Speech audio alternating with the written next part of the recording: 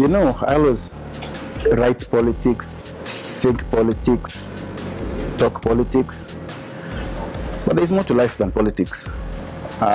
There's also football. What I have in mind now is tomorrow night, that will be Wednesday, 24th March, Manchester United play Ajax Amsterdam in the finals of the Europa League trophy. But I'm a new fan, and we have reason to be worried. We have been starved of success, and we're not sure that we will win that trophy, which is what we are hoping for.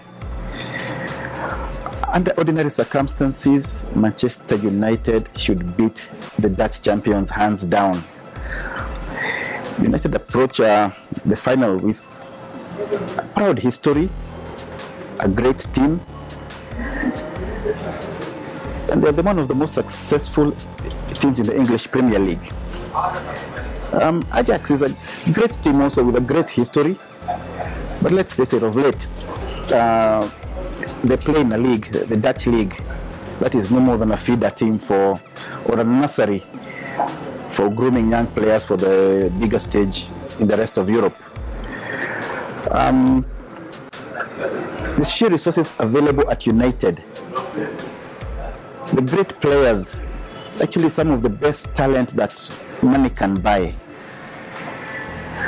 and also an exciting crop of young homebred players, should logically be much too powerful for Ajax Amsterdam.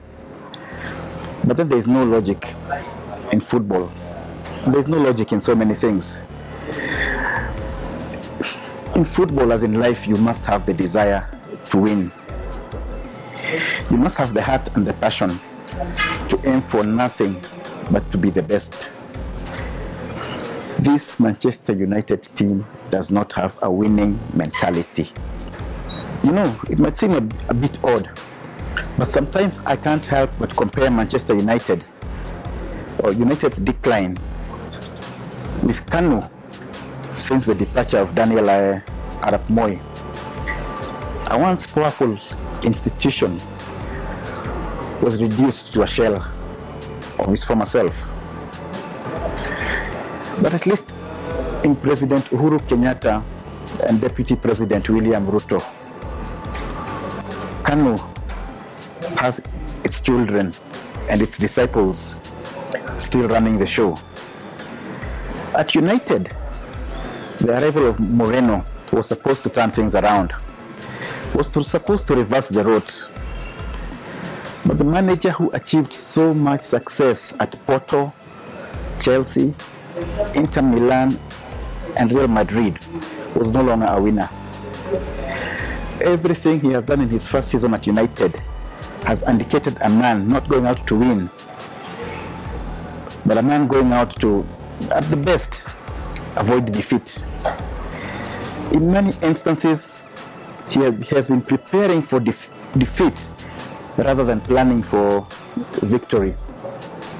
The number of superstars in a team means nothing if they do not have the winning mentality, and if they approach every contest as if preparing for defeat, whining about an uneven playing field and biased officials. Does that defeatist attitude sound familiar? Yes, it is duplicated in the political jostling we are seeing ahead of our general election.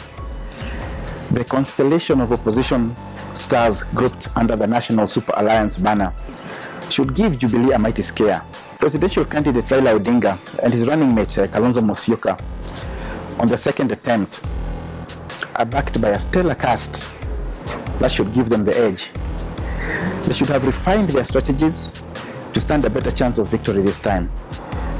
Instead, they seem to be planning for defeat, forever whining, complaining, raising all kinds of excuses. And instead of giving hope to their supporters, they are signaling that they are not really aiming for victory. They claim to command 10 million strong votes, but that seems to be a fantasy figure plucked out of thin air.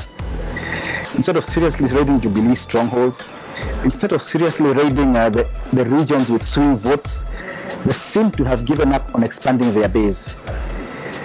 Every single vote counts, but NASA seems to be treating large parts of the country with contempt as no-go zones, not even bothering to field candidates for governors, members of parliament, senators, in many areas that they badly need to show the flag. Instead of reaching out to expand their presence all over the country, they are busy preaching only to the converted in their secured territory. That is not the way to plan for victory. That is preparing for defeat.